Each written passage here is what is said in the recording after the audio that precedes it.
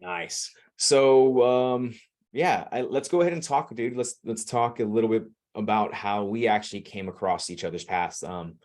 I think pre-show we kind of shared a little bit of how we kind of like fell into knowing each other and seeing what was going on. But for me, coming into the BJJ world today, especially, then I've been working with some high-level athletes now for about a year. But they're not, to me, they're just human beings. They have quality of life outside of that. They got to live a life. They're young still, trying to build and mold that so they can have a long career. And for me, man, working in multiple different spheres of the human performance world, I've always, I guess, navigated to individuals who are thinking the same way or have done it already and are showcasing it still at that very high level.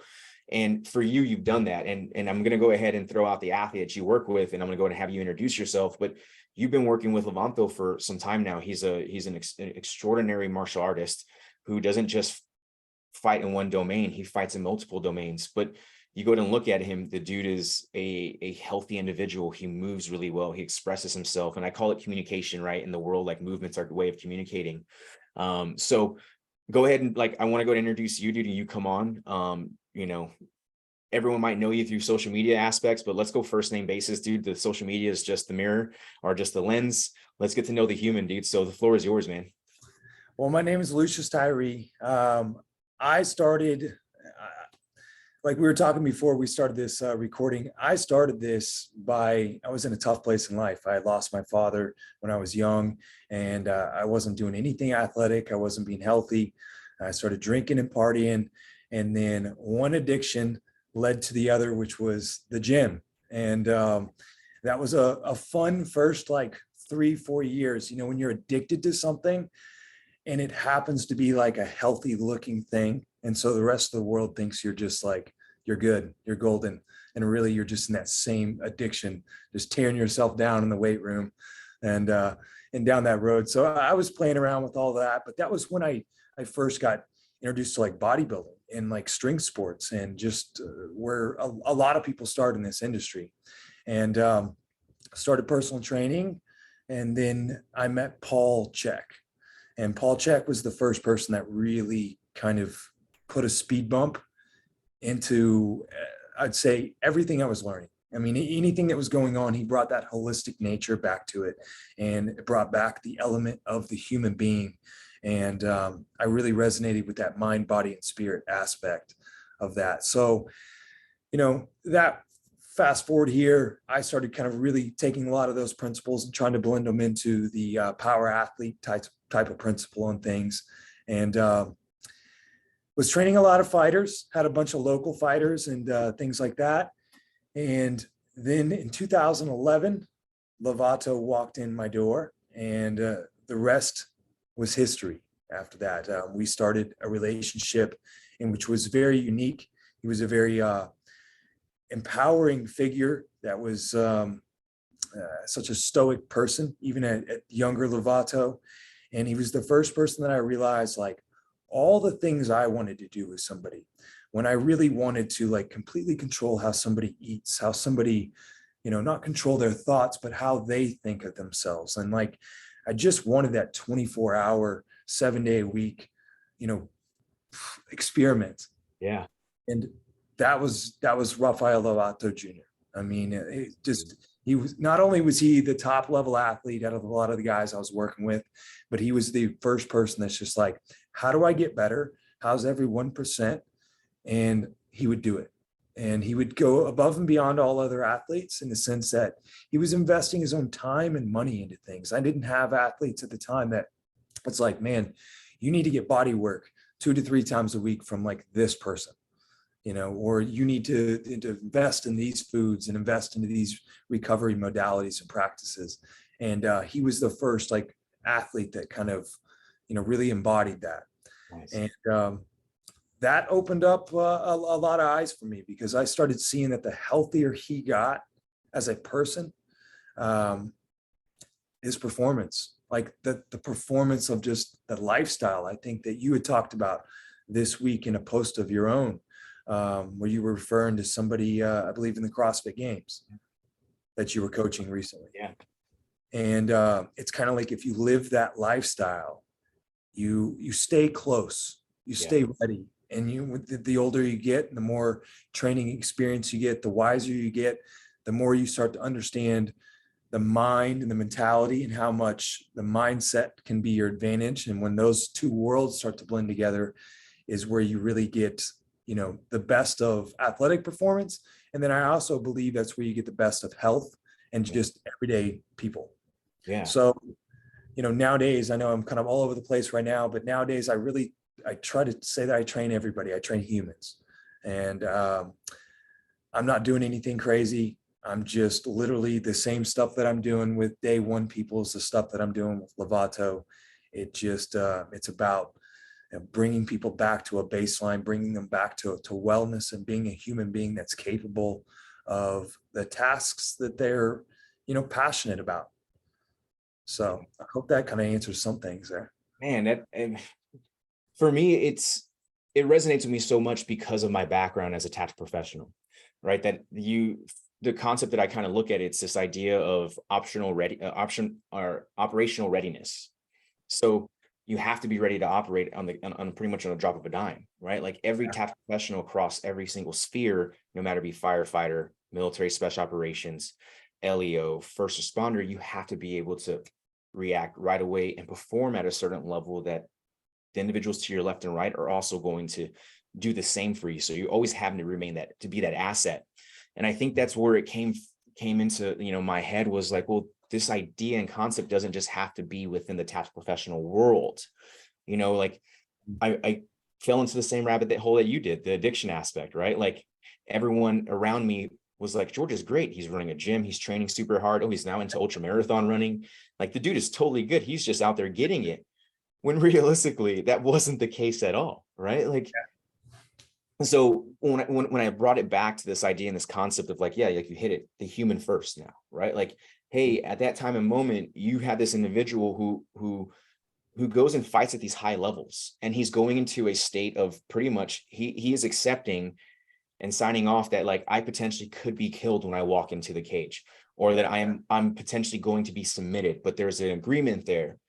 Well, I think in the same headspace, and I think this is the reason why I resonate so well with some of these individuals who are fighting at this highest level, is because I might not be at that highest level in terms of like a black belt or anything else like that, but I understand the stress and the environment aspect of what comes into that from a variable standpoint. Yeah. Which is, if I can make sure the humans align across the board, that gets them the ability to perform at their fullest potential when they are putting on that new identity to go fight at that highest level as someone like Lovato, right? It's a beautiful thing. And you don't always get athletes or human beings who are willing to do that. And like, that's what I want to like open the door more of, like, what were the conversations that you were having with him? Like, what was your age group? Like, well, what was the age spread, right? Like, were you older than him? He older than you? Like, what did that look like? That is impressive. Well, we were around the same age. I'm a year younger than him. I actually knew of him, and I knew, of course, I actually did 6 months of training in like 2007 under his father. And I remember seeing him as a kid then, and I was a kid then as well. He was a year older than me, but he wasn't teaching or anything then. It was when he was really young. And so and I'd been from about 2008, 2009 on, I'd been working with a ton of local fighters. And so I was kind of out in that scene, always seeing that stuff. And once I got around him, I truly met a martial artist. Okay. And it's no disrespect to anybody else, but I truly met somebody who understood learning. Yeah. He understood trust and loyalty and learning. So, I mean, he had dedicated his life and given, the way he talked about what Sensei Shanji Vero and Soloway Vero is, it was like, these are my guys. I trust in them. The path is there.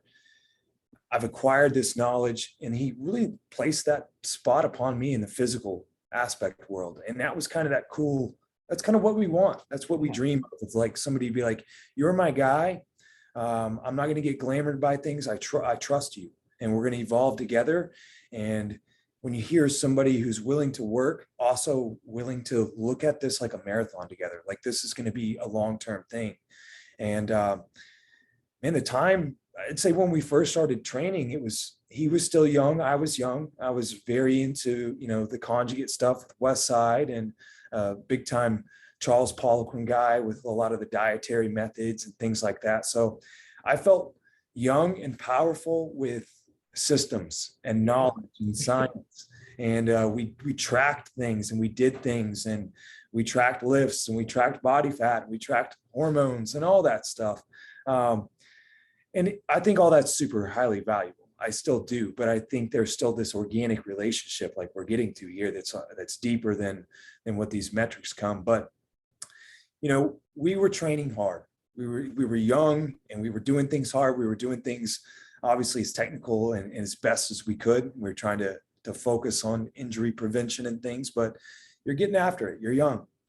And then the year he tore his pec in training. And again, that happens in training. So that wasn't in the weight room, but who's to say that wasn't stress that we've been placing upon things and stuff.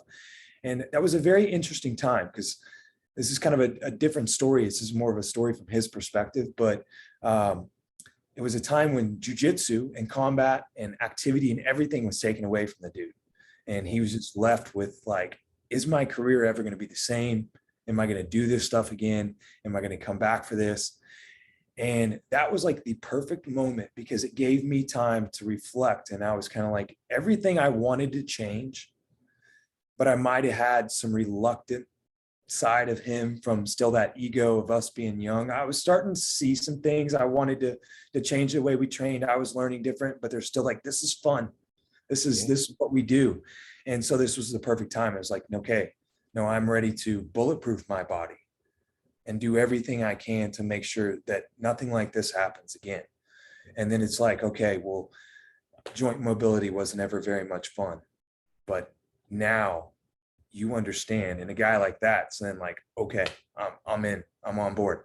What do I do? What nutrients do I need to take? What do I need to eliminate from my diet?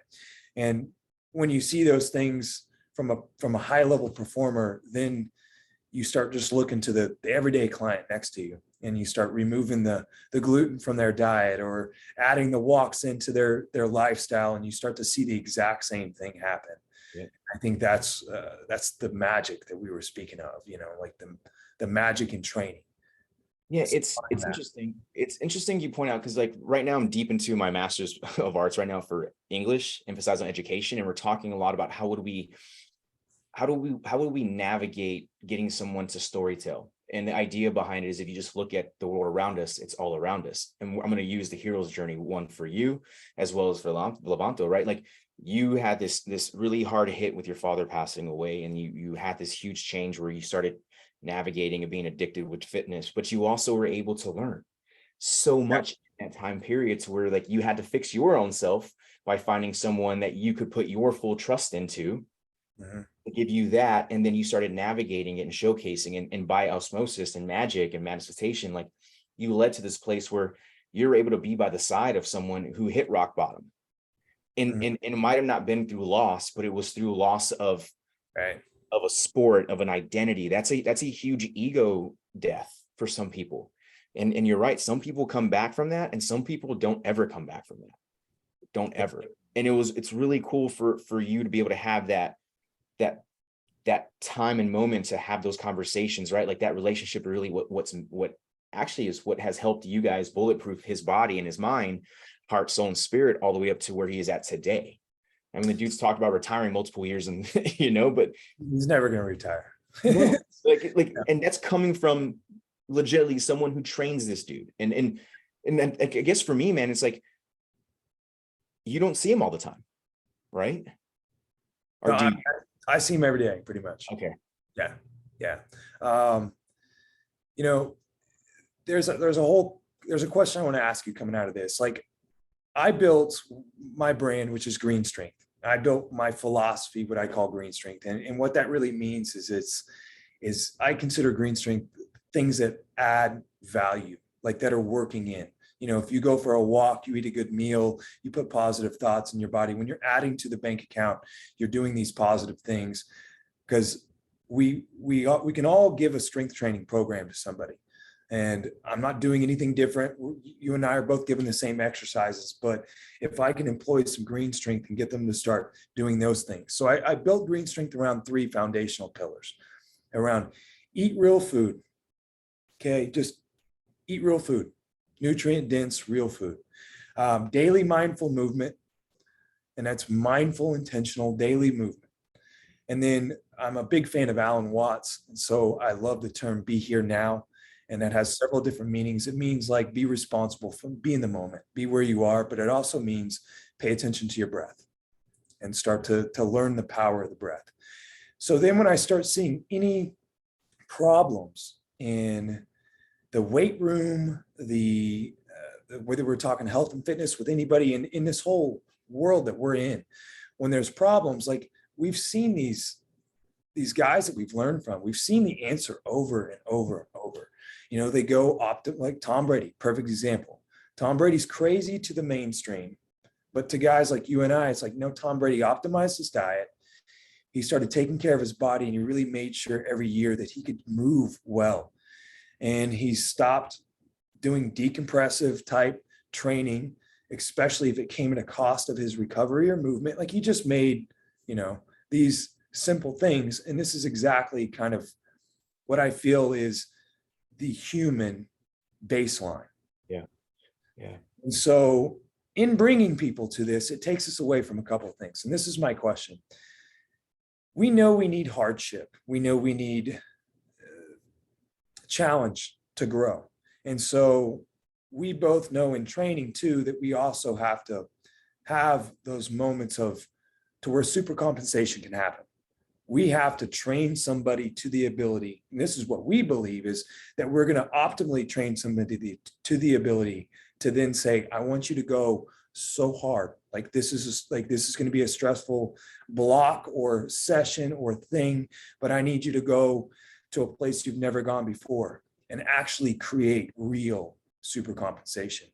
But we live in this world of just too much go, that we can never go hard enough and we can never recover enough. So that brings my biggest principle that I try to teach is balance. But then it's that self-awareness that gives us the awareness to drop the ego and to learn how to really work in and work out. So I find it really interesting how we needed our 20s, obviously, to train like idiots. And we needed to bang ourselves up. Both you and I needed to experience these things to really value that other side. Yeah. But we both heard the other side a million times. We heard the mobility dudes back in the day, and you were probably like me. You were probably in the camp. It's like, you can't squat 300 pounds, so I'm not going to listen to a damn thing you say. And then now we live in this social media world where everybody's getting help, benefiting one another. So everybody's content is helping each other out. And now Mobility Man is working with Powerlifter. Yeah. And it's revolutionary, but it's not. It's what you and I have heard since the beginning. Yeah. And before we were recording, you were telling me some names, and it's like, dude, that's exact knowledge I've been getting. I've been hearing the same thing. Every time I open a textbook up, I see the answers to all of our problems in there. You know, like, are you familiar with 531, Jim Wendler's 531? So it's like, where does everybody bastardize it? Nobody follows his 90%. Nobody actually follows his 90%. They might, but they did it on a real, non-aesthetically pleasing max. And it's just these simple things. So I find it weird and ironic that we're trying to be as soft as we can at times. But I believe in it and I trust it when I realize, oh, we're trying to be as soft as we can at times so that we can be harder than the average no. Like we've got to be able to really go back and forth. And that's martial arts, which is where this all blends together for me. Well, and like when we go and look at martial arts, right? Like it's life. Yeah. It's an art. It is a creative process. It needs systems. It needs principles. It doesn't need rules. It needs principles, because then methods are built off of those principles. When we put rules around us, we now are stuck. And I think that's where, for the longest time, you know, we saw this isolation of the mobility guy and the power lifter, or the endurance athlete and the weightlifter, or, you know, the CrossFitter is just a CrossFitter, but they don't do endurance, they don't do powerlifting, they don't move, like none of that. We can talk about that. BJJ just does BJJ, or, the MMA fighter just does MMA fighting. We now are in this phase in our universe where we're learning how to integrate. And I believe, and I've always said this, and I think it's something I truly believe in myself, is that individuals like yourself are always the ones ahead of that, like innovating, right? And it's not that we're innovating in like some secret top, like, secret manner, or however you want to look at it. It's we're taking the basics and we're applying them at a very, very high speed, right? Like that's what high speed is, right? Yeah. Is to be able to apply the basics at a very high speed state. What is the world and the individuals live in today? Man, that's a good way of putting it, because I would like to say that like all I've done is recreate the basics. You get it when you go to those who have done it before you and you take the basics. Just like in jiu-jitsu, when the best, Felipe Andrew, is probably so good on the mats and probably so nasty to train with, and he's probably so basic at so many things. I mean, Lovato with a cross choke from mount, it's like to have that as a signature move, and then to be a student and realize that like his top 3 things are day 1 things. Yeah. So it's like, okay, that's if we get caught up in what's flashy and what's new and what's systemized, and there's value in all that stuff, but then we kind of stay in the meta world, we stay in that. I mean, there's, like I said, there's value and there's fun and there's variety and there's all these things, but there's basic principles that we have to. And there's the cool art form between you and I as coaches and people. Like your coaching is going to be different than my coaching. You're going to be able to resonate with people that I might not be able to resonate with people. And the beautiful thing as guides and coaches is that we know and we learn psychologies that we work well with. And I learn people that I might be able to hand to you for better guidance. Because at the end of the day, I think the guidance that we're trying to get across is like life-changing and it's performance enhancing. And it's it's the stuff that doesn't go away. Yeah. Like you want to be fit forever, then you got to live it. Yeah. So this leads me to the next question for you. And it's a question that I've been asking a lot of coaches. What is your creative outlets outside of coaching? Music. Okay. I love music, and I love sports, and I'm not a crazy sports guy. Like I love going to games and stuff all the time. I love watching competition.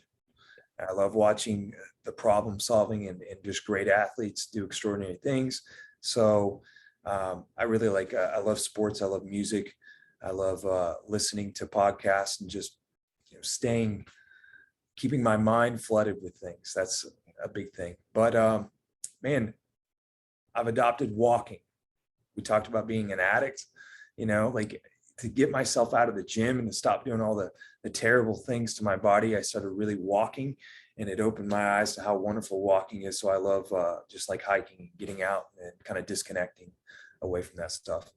Nice, dude. So with your walks, right? Because I use swimming as my walks. I'll go jump in the pool for 2-3K, dude.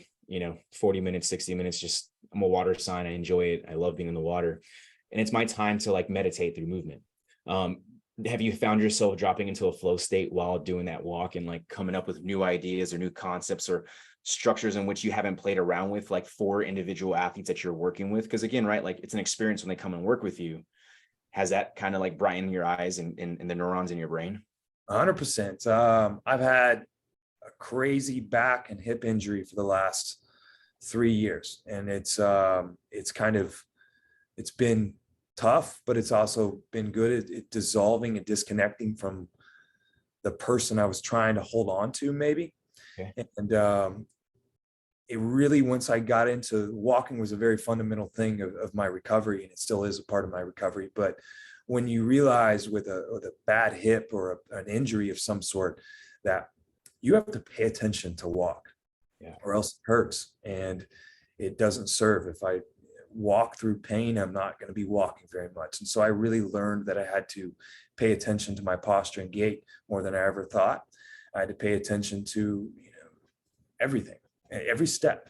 And it became fun because then when you start feeling better and you start moving better and every step can become stronger, it really educated me that most of people don't think about that stuff, and they don't really realize how many steps they're taking a day and how many training opportunities they get towards better balance, better recovery, better, injury relief, pain relief, all that stuff. So yeah, it's something, these are the big things I try to teach now. I try to teach that, and this falls back into the balance thing. I think that I know everybody's going to be doing their workouts and following some program. Like if they're following mine, cool. But I know they're going to be lifting, doing that stuff. Can I start to encourage them to do all these other little things and adopt those habits? And then the irony is usually increased results, which is a wonderful thing. Yeah, man.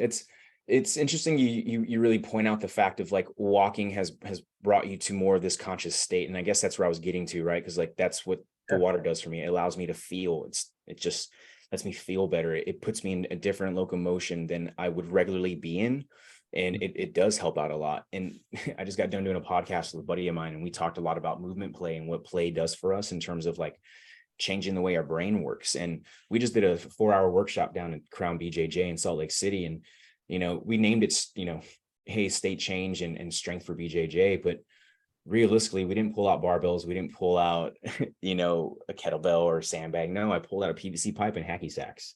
And we literally sat there and talked about playing, right? Like we played, the stick game from Edo Portel, right? Yeah. So played that game with them because that's the game I play with the team a lot. It's kind of dodging around one there. That one, and then you can go ahead and push it towards each other, and it's like you can right hand, squat, try and catch as low as you can. So it just puts you in different ways of movement. And one of the professors there at Crown at that time, and bringing it back to your walking, he's been in back pain, a lot of back pain. I mean, 15 years as a black belt, really good fighter, hasn't been able to get a back pain.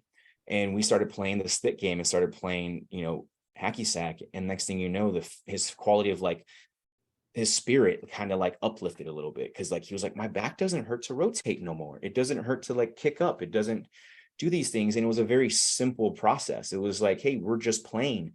But realistically, we were able to kind of like pull them out of themselves, right? And I think walking does that for a little bit, right? Because then you got to like really pull yourself out and be like, okay, how do I move? Am I walking correctly? Especially most people will take their cell phones and walk and look at their phone and scroll. I'm pretty sure you didn't do that. I'm pretty sure you walked with no phone and like did your thing because you're probably that kind of dude, and I enjoy it. Yeah. Hip hurt. If I look down to change a song or something, that's when that's fucking like, oh shit. So like when we go to start talking about that, it's like, yeah, you had to let go to get pulled back in.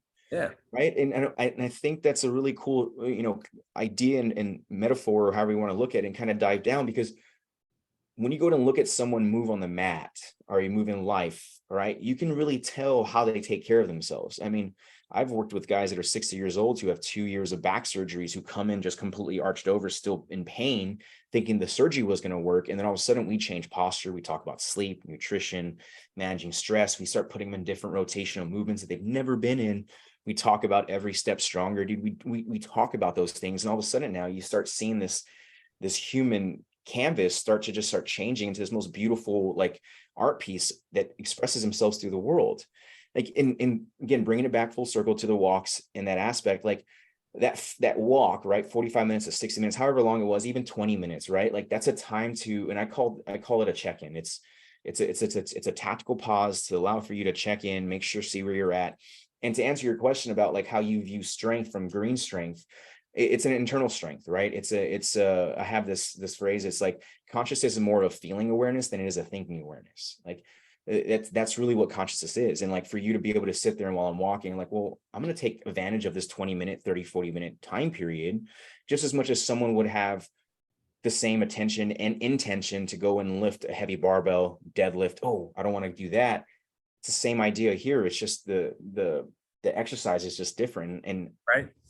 A lot of people just don't understand how to change the lens to look at it that way. And like, I guess what I keep we keep diving down to is like, what is that language in which that we're using to have people actually make those, in our eyes, it's not a radical change, but everyone else around them in the society in which they live in, it's a radical change. Yeah. Like that really is. So, when realistically the breacher charge we're using is actually some of their own self-loathing, as well as some of their some of their own hardship outside of this identity that they are, when they're like, holy cow, I'm not okay outside this way. Yeah. Well, I think a big part of that is the fact that, like, we both, first time talking, we both talked about, like, hey, we suffered from addictions and stuff. Like we have checkered past ourselves. And so good coaches can identify the different types of people they're talking to. And they know, just like as in an athlete, like, man, I can really negatively push this guy, I can bust his balls a little bit, where I've got to really, build this person up. Good coaches can tell that. And so this all just kind of falls down the same path. We know how to identify, we know how to give them honest results or honest recommendation and stuff. And the fact that we can show them that, like, we've had the same stuff, like we've learned and we've evolved in the same thing. And I think when good coaches start to build an energy almost around them, a network of people. Like, if you come in to my gym, I don't have tons of people, but I've got a lot of people that will say a lot of wonderful things. And it can be stories from athletes to people like you just described, somebody that learned how to move. And it sounds so simple, and it is so simple, but it's just not being done across the board, not being done everywhere. And people are dying for it. Like, I mean, literally. But this kind of goes in the same thing as exercise is getting popular all of a sudden. Yeah. It's definitely on social media. Like, exercise is getting popular, and it's kind of a double-edged sword in my eyes. Like, what I see is a lot of fit people and younger people that probably have athletic backgrounds getting glamored by the mace and the kettlebell and going, fun gyms like On It, which are great, awesome places. But of course, those videos are always going to look good. Of course, they're going to be able to do and pick up on these exercises fast. I've been playing with the kettlebell since, 2007, and it's a hard tool to teach. And not that many people just flow around that well without really practice. It's not something you just throw in groups and stuff. But with that being said, like, the industry is becoming popular. So I think we're getting the majority of people, or like majority of people, not the majority of people, but we're getting a lot of people to want to start exercising and want to go down this road. Where I see there's a problem in that is we've kind of skipped those basic principles. Yeah. And we see, and we're inspired by a lot of athletic people that are accomplishing things, looking good on camera. But the majority of people in these jiu-jitsu schools and gyms are who we're around all the time. Their hips hurt, they sit too much, their feet are probably crooked out all the time. Like, we've got a lot of things to do. And this goes back to your point the other day, which I thought was really, really good. And there was that John Wellborn quote. Yeah. And I know John would agree with this, because I've heard him in his last podcast talking about with Victor Hugo. It's the same thing. It's like, if this doesn't feel good, I'm going to find something that does. Yes. We wanted to squat today. We're going to squat today, and we're going to do it in a healthy way, but I'm not going to force this and force that exercise. But then the quote comes out there from the big, powerful John Wellborn, and people don't know the context of that. It's like, every Monday needs to start with a barbell on your back. And it's like, no, like, I don't know that many. The majority of people that I see in the gyms and stuff probably definitely do not need a barbell on their back starting Monday. And I'm a strength guy. Yeah. And it pains me to say that. But then it's a funny world how we're just torn back and forth between all these things. And you said that, like, maybe somebody needs rest and recovery and less stress. And that's just such a reality, and it's such a spot on comment, because it could be a barbell back squatter on Monday, and my next guy walking in the door could literally be like, no, Lovato could come in one day and we could be back squatting, and Lovato could come in another day and we're not. Yep. So. And I love John to death, man. Like, I've learned a lot from the side of his house. I've done all those things. And again, too, right? Like in my head, I was like, I wonder if he's just doing that to pick at people, just to like get the internet to do its thing. Because that's how we know how marketing works.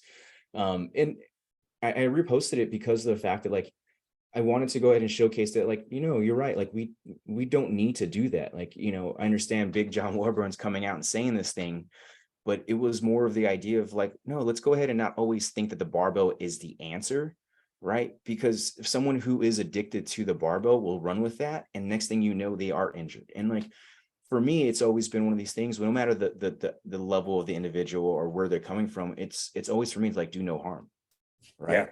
And that's honestly the thing for me. So that's really what I was trying to showcase. Maybe I could have worded it differently or however else. We can always look at sentences, but it was more of the idea of like, no, like we might need less stress. Like maybe put a barbell. I know he didn't say we put weights on it, correct? But what if someone just isn't unable to get in that position for the day? Yeah. No, I'm completely with you. I think that the majority of people out there, outside of like the social media world and in, the high performers in the CrossFit boxes and stuff, the majority of people exercising are not going to operate well with a barbell on their back. That's a thing that I would love to change. I wish that we could get back to living that healthy human lifestyle like we've been talking about, so that we can earn the right to put a bar on our back and smash back squats. Yeah. And I guess it's kind of a weird thing that me coming from the strength world and competing in powerlifting and strongman and doing a bunch of kettlebell stuff back in the day, people I think I don't like this stuff anymore. And it's like, no, I want to get everybody there to do it safely, right, and to really thrive in it, instead of watching a world where we're just like destroying ourselves, or we're doing things just not as optimal. Yeah. That's a big thing. Maybe not everybody's destroying themselves, but it's like, man, there's so much, like you could get so much more, so easier. Yeah. And I guess for me, what I'm going to hammer on top of that too is like, I'm not saying that you should not squat right that day. No, you're right. Like, and you said like the podcast that he says, yeah, Victor is in pain from doing a whole bunch of inversion stuff. I get that same thing with Felipe. We have to reset breathing mechanics. We have to reset how the spine sets up. I have to focus on all those things before I can even get him to feel okay to squat in general. Like that is that is literally the things that we are working with these types of athletes. You see it all the time as well. Like we just can't bypass that. So the idea for me, when I look at it, it's like, no, like we just want to go ahead and show you that there's a different way to do things. And it doesn't always have to involve going and lifting really hard in the gym. It's okay to take that recovery day, or even just to go even less. I guess it's learning how to balance grace and grit, right? Like that's literally what I guess I'm trying to say is like, we have enough grit. I understand everyone has a lot of grit and they want to showcase it, but how much grace do you really give yourself to apply that grit? Just like you said earlier, right? Like for me, it's the mental, I call it mental conditioning, mental flexibility. Do you have the ability to flex and bend and turn and rotate without snapping? Like that's the truth. Like, and you nailed it again too, like having the same language. That's universal language. I need to turn my cup your color, and then you turn your cup my color whenever we're having a conversation back and forth. That is collaboration. That is synergy. And that's in a lot of younger coaches in the world today that are coming out. And I say that in the world because it's blowing up. You're right. Like I'm getting ready to start a whole new business in a brand new fish tank, or in a huge fish tank that's been around for years. And a whole bunch of new people are coming in, and I'm supposed to be like, hey, look at me, I'm different. Right. Like, this is what we're talking about. This is why it's different, right? It's not just through the programming. It's through the conversations. It's through the workshops that people get to work at. It's the one-on-one interactions that we get to practice our own storytelling and how we want someone to make these radical changes in their life. Yeah. And it's not complex. It's just, we understand how to like navigate that conversation. It's really hard to do. If you don't know how to communicate, it's really hard to do. Totally. 100%. So how long have you been with Felipe? I can only take credit. I picked him up 4 weeks after last year's Worlds. And I end up pretty much the whole year, all the way up until, and still till now, obviously. Yeah, for sure. But I said he fought over 80 fights last year, bro. 80 something fights with one loss and one little pop out rib. They're great. It's crazy. These guys are insane. I mean, they're remarkable human beings. And he's a savage.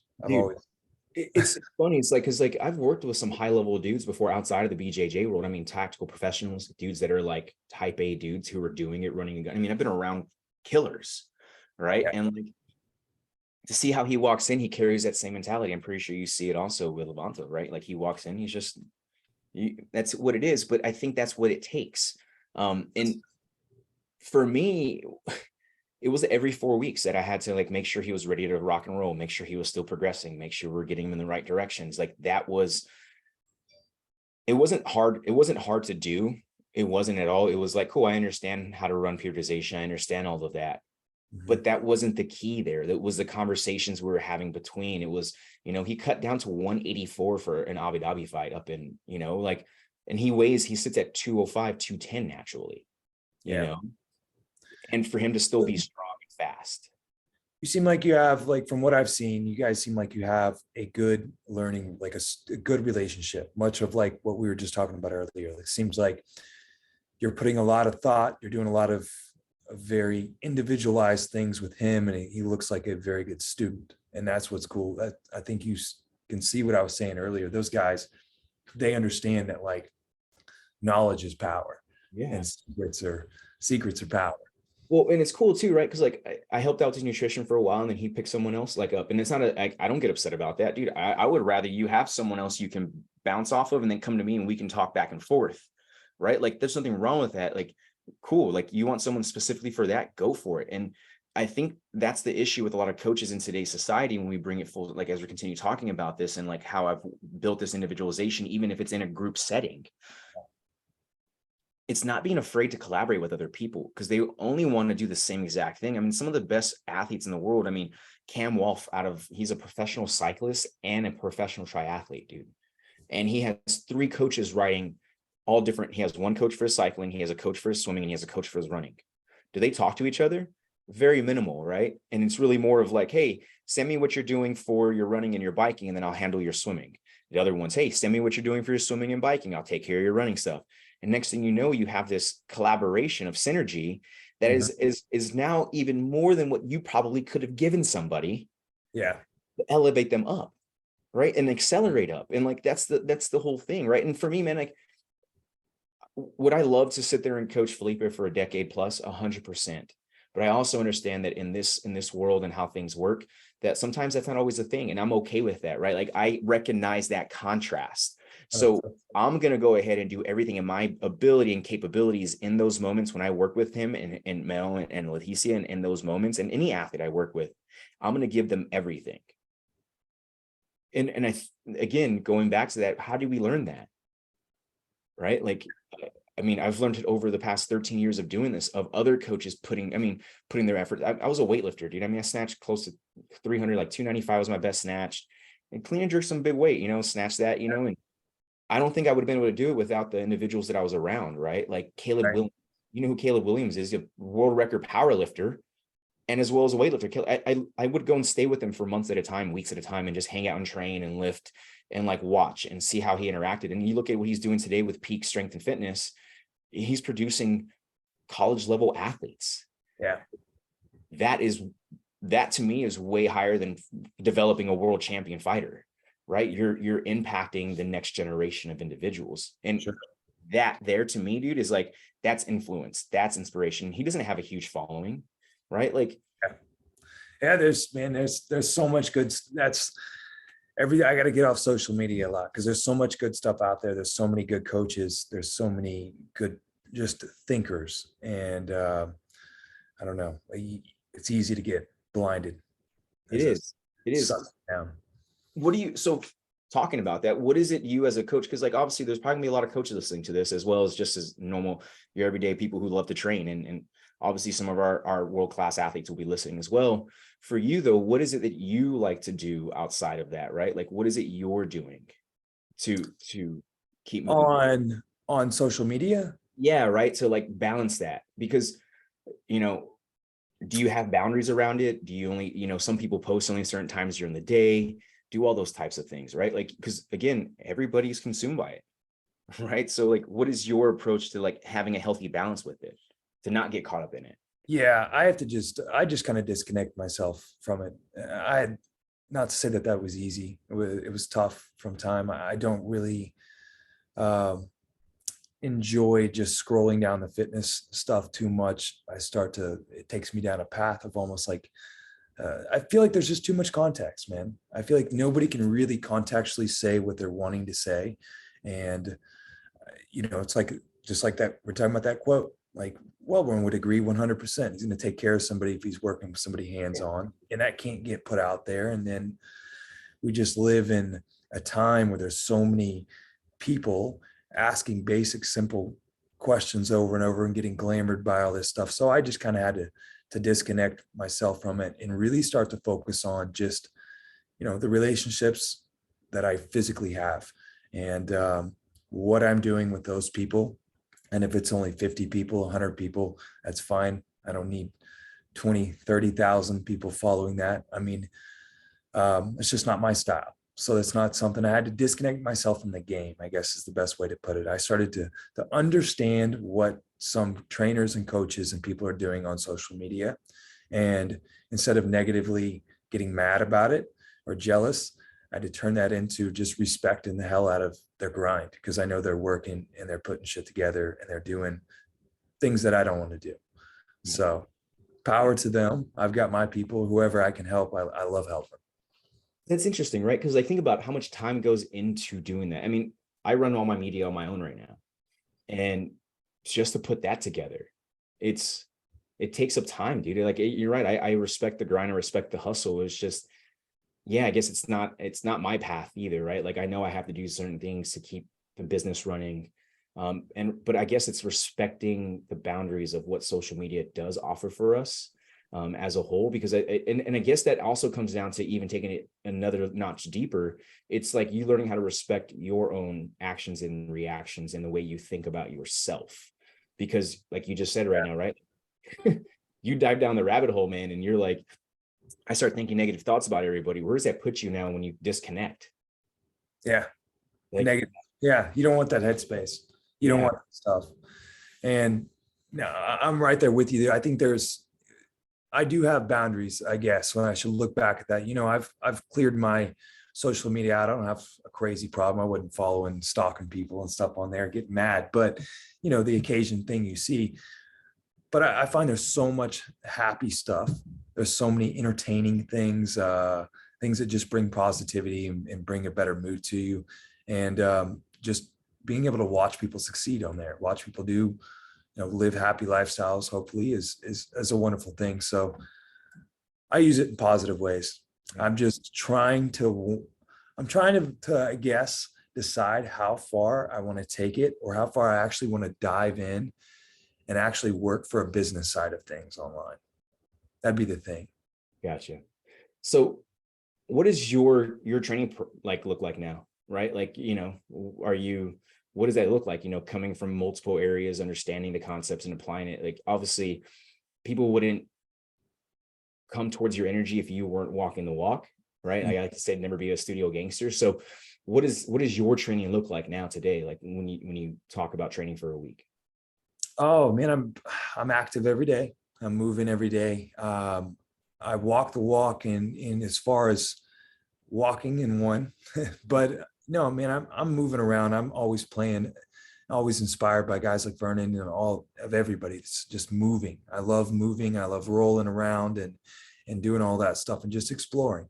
And so I found out how healing and how healthy movement is to the body. So no matter what, I'm always going to be doing that, but I still strength train all the time.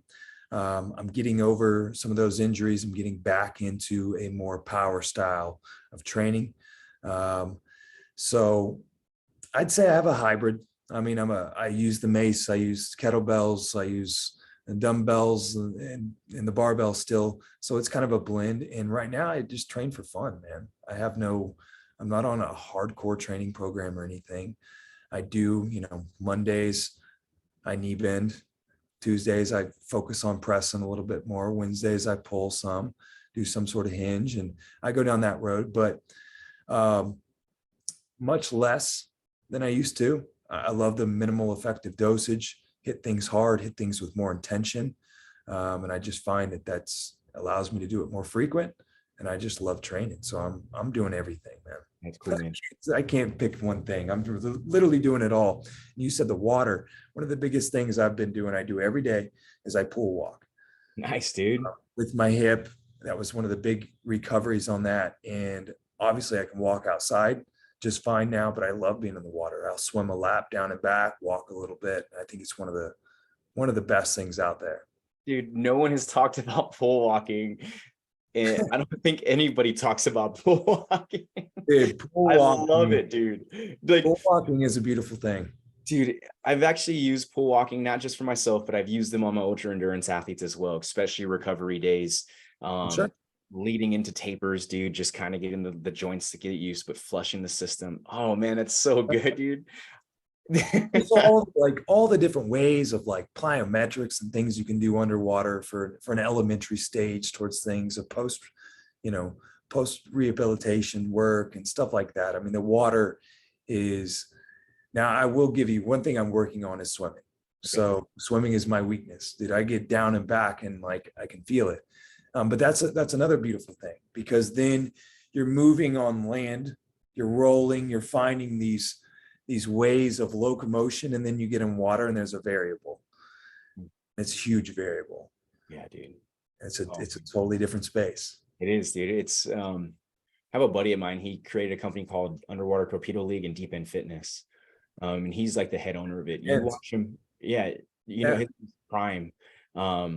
Dude, and you watch him move in the water, playing underwater football, or just moving in general. He looks like this dolphin, just like moving so beautifully. And I'm like, dude, that just takes, like you said, practice and exposure and time just playing in the water, dude. Like, you're just like, holy cow. And that's the reason why I enjoy it, man, is because like no one can bother me, right? Like, I don't have to worry about my phone. Like, it's my, like, and people would say, well, no one bothers you on runs. Like, but you run into people when you're running and you're saying hi, you're having trail etiquette. But in the water though, like, you don't stop anybody swimming. No, you don't stop nobody swimming, right? Like, it's beautiful, dude. So like, to be able to play underwater and hold your breath and do flips and do all those kinds of things, like, you're right, dude. It's a totally different environment. And they always say the water will go ahead and show you who's really the one that has control. But yeah, no, that's awesome, dude. Lovato pool walks. Does he really? Yes. Oh, yes. Is that for back issue? Well, I'm not going down as the only pool walker. I got dude. I mean, pool walk. So well, it's funny you bring that up, because so Michael Phelps owns Del Mar Jiu-Jitsu Club, right? And like, that's where everyone trains out of. And he's asked me about getting the team into the pool. We just have to find one. So you just nailed the hammer on the head more and be like, yo, let's get in the water some more, right? Like, I don't know why I haven't like made that more of a. Yeah, dude. Have you ever seen his name? I can't remember his last name. His first name is Alvaro. He's from Brazil.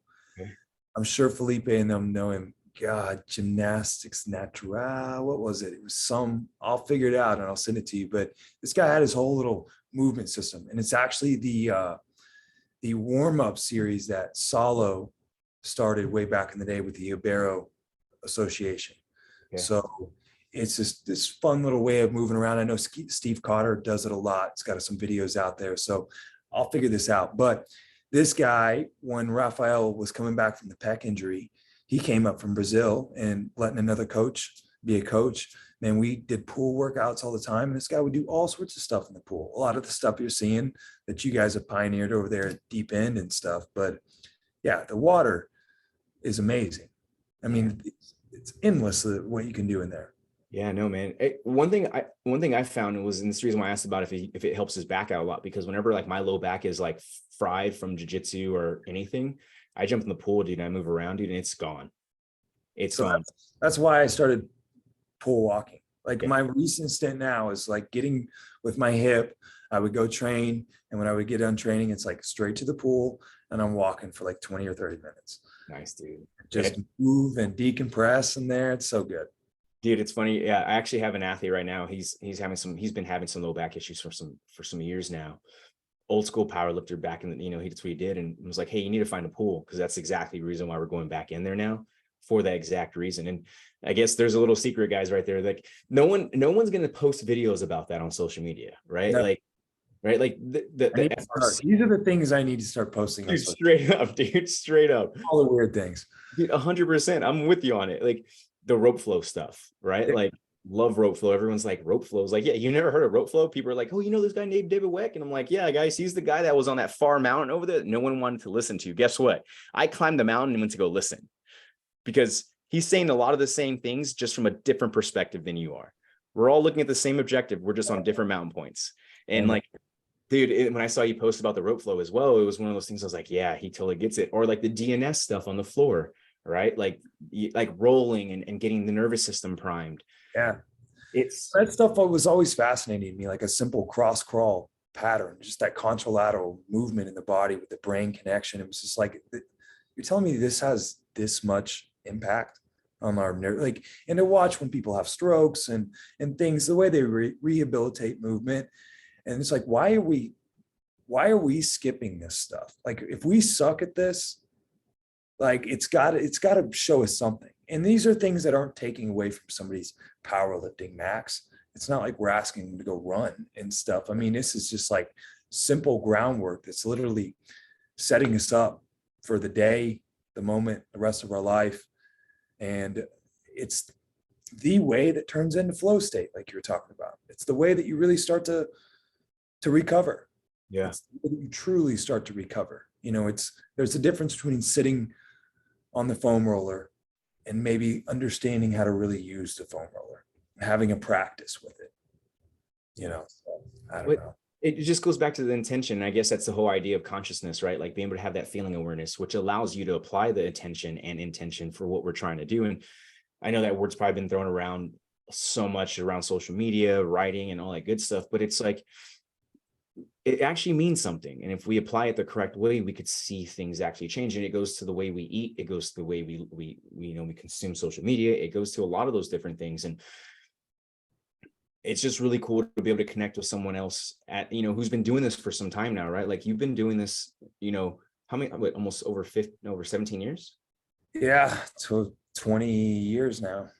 20 years, dude. Yeah. 20 years. Like, I and feel like I'm finally getting started. it's like, well, I'm 13 years in this and I feel like I'm just getting started, right? Like I just took a decade of knowledge and experience and now I'm learning how to apply it to this. You're taking 20 years of this, dude, and getting ready to apply it going into this next decade. And it's like, you're not going to stop. No, I've been very fortunate too. Like I'm just from Oklahoma. I'm like right here in smack dab in the middle of the country. And I met a martial artist who happened to be from Oklahoma, and Lovato. And together, just his fame and his connections all of a sudden opened the doors to, so small story, Steve Cotter is in Six Blades. He's in our organization. And that's somebody that I bought a mobility DVD from Steve Cotter in like 2001. I mean, he was one of like my guys. Like I was just like, I loved him. And I followed all his kettlebell work and all that stuff. And then all of a sudden he's in the organization. And then, Shanji's such a stand-up guy. Shanji's like, next thing I know, we're on the phone. And now Steve Cotter's a friend. He's somebody I can call, somebody I could ask questions to. And I can go down the list of all the coaches that these martial artists have ended up being able to be connected to somehow, and then me getting connected to them. And now we got John Wellborn. I haven't been down there yet, but John working with Shanji and those guys down there. I can't wait to go chop it up and talk about all these things and really see what he's learned in working with grapplers. Yeah. Because I think a lot of these strength coaches and a lot of these fitness guys are getting into training martial artists. It almost feels like, not in a bad way, I don't mean this in a bad way, it almost feels like the new CrossFit. Dude, 100%. The day is like, that's what it is right now. 100%. Everybody's wanting to bring their friend. Everybody's wanting to get in there. And it's hard for us coaches to really talk about how different it is because there's so many just athletes and stuff in there now. But from one thing I've seen over these years, especially since 2011, at the highest level, is you've got to take care of these guys. And if we try to follow a lot of the things I would love to be doing, West Side method and this and that, we can employ all that stuff. We can employ those principles. But if we try to follow those programs blindly without a lot of the things that we've been talking about, the other end towards things, it's just not going to work out over time. And jiu-jitsu is something that we want to be able to do 50, 60, 70, and not just hard in our 20s and 30s and 40s. Well, so like we can look at individuals who have been doing jiu-jitsu for 70 years. Like there's answers there as well, right? That are still healthy today, still doing that. Like, and the question is like, what did you guys do different? Well, look at Hicks and Gracie right now. Yeah. I think with the guys, the foundations training guys, was it Coach Jesse? Yep. Jahalis? Is that Jahalis? Yeah. Yeah. I think like that. But what he's doing with the Ruotolo brothers is what I think a lot of people should look like. Those are two young kids that are not getting ego driven into like stupid ass training. They are like learning the samurai mindset at such a young age, and they're learning how to do pull-ups and chin-ups and calisthenics and breathe correctly and decompress their spine and, you know, swing a kettlebell with tension and force, and they're learning how to do stuff at a very high level. And that's the secret. Like that's the way. And things like that. I think when we bridge in these football programs, it's tough. It's tough to carry out over time. Yeah. I saw this in the tactical space as well with Softly.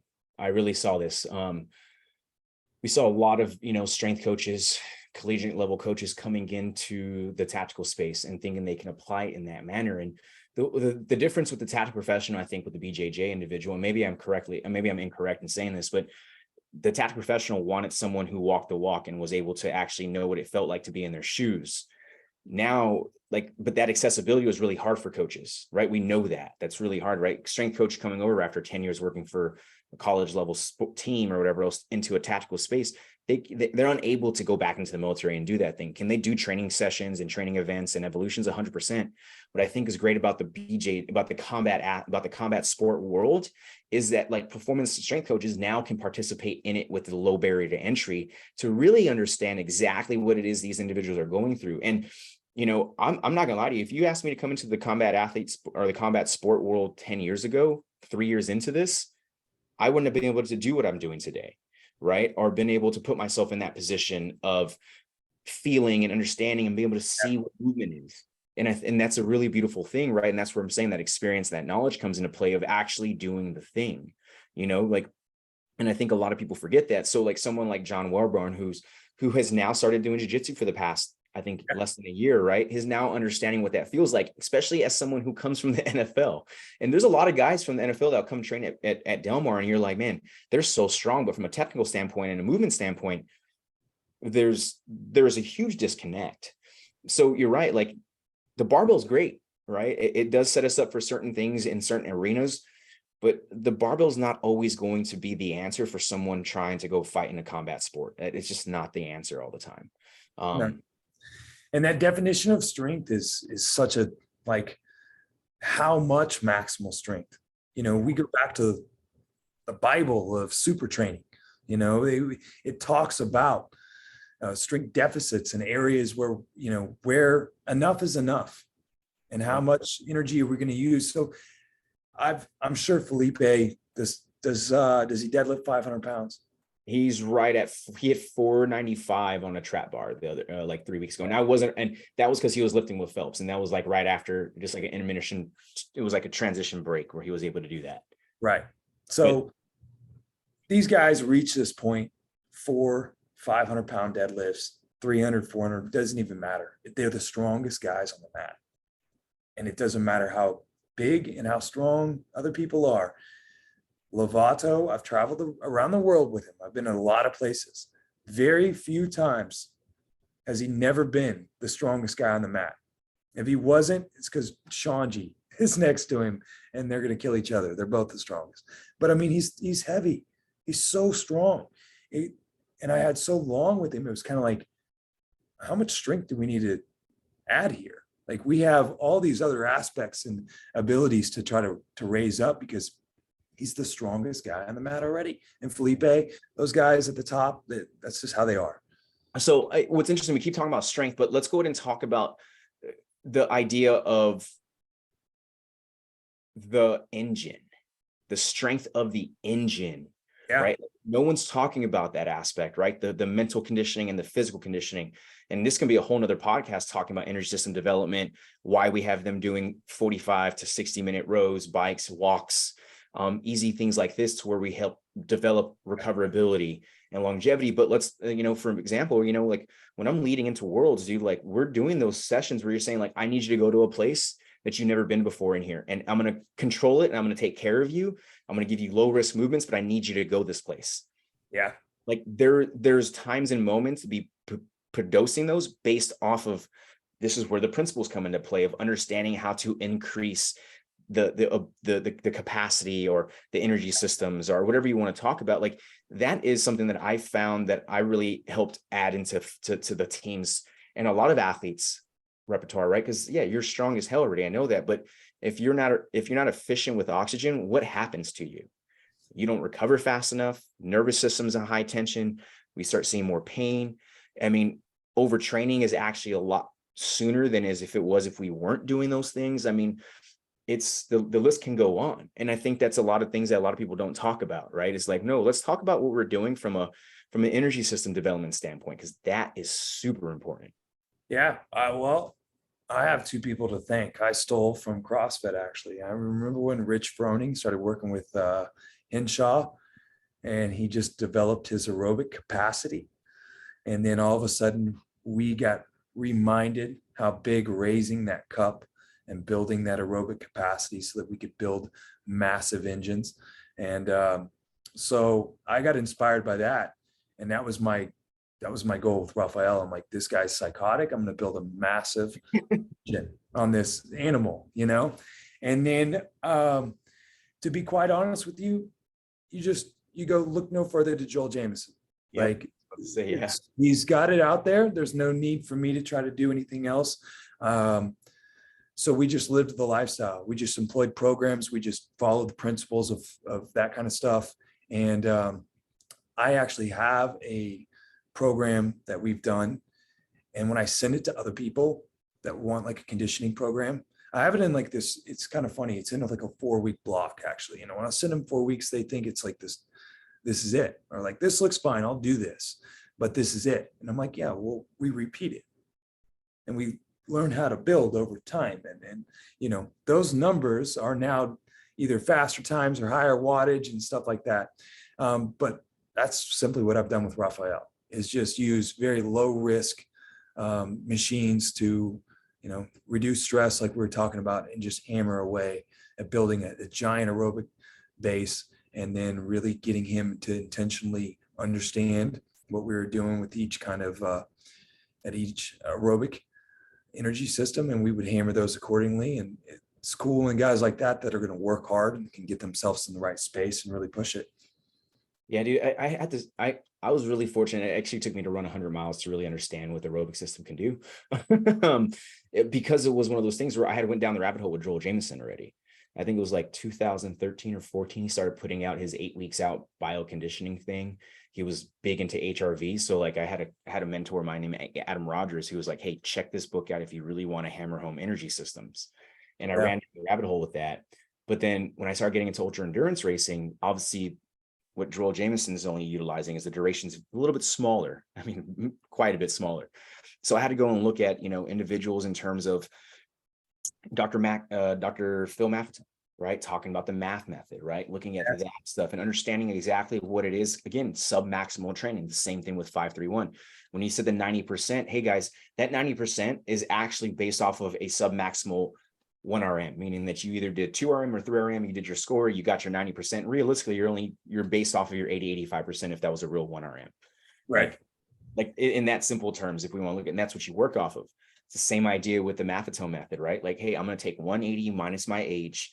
There's going to be a window in which we work in. And then if you drop below that window to, let's talk about 120 to 130 now.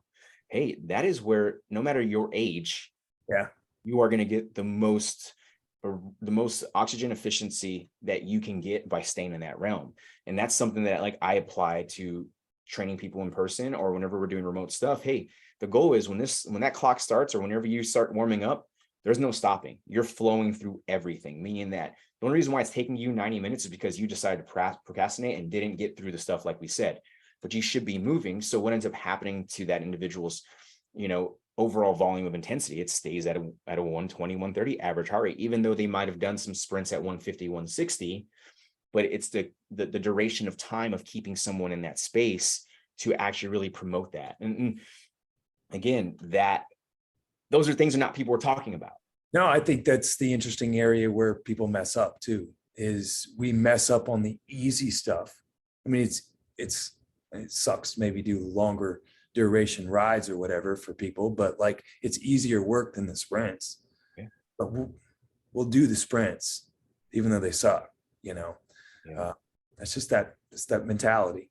I guess what I found too from it is like just running 100-mile races, dude, going for 24, 30 hours, 34 hours, like the duration becomes hard over time. And a lot of people don't like to sit on a bike for 40 minutes or 60 minutes. I mean, leading into Worlds last year, all last year I was having those guys do that. And it was like, hey, you're jumping on the bike for 45 minutes, for 60 minutes. That's all you're doing. Fucking, if you want to put a show on, put a show on. Like, I just need you to chill. And they're like, all right, cool. Philippe is traveling. He's going to fights overseas. Guess what he's doing when he lands? He's doing a slow, easy ride, right? Like, we're just resetting, getting the system back to homeostasis because of all of that. And again, the easy work is the hardest piece of it all, is getting the individual from a psychological standpoint to be able to apply the easy work when it really matters. And easy is not simple. We know this. It really is. So, man, again, we can keep going down the rabbit hole with all this stuff, dude, but yeah. I got one question for you real fast. So when did you run your 100 miles? So I started getting to ultra endurance in 2017. So I've ran 200-mile races, multiple 50-milers and 100Ks and shorter stuff. And then a lot of just like my own playing in the mountains with friends who were out for 6, 7, 8 hours at a time, sometimes longer. Okay. I'm going to be curious over time. Obviously, you're not stopping your ultra running stuff right now. So it's going to kind of be a loaded question. I had a period in my life, actually back in 2005, where I had came out of the bodybuilding world and had a pretty bad health problem. And I took some time off and I just started running. And I ran a marathon. I've only ran one in my life. And then a couple of weeks later, I ran a 50-mile trail run after that.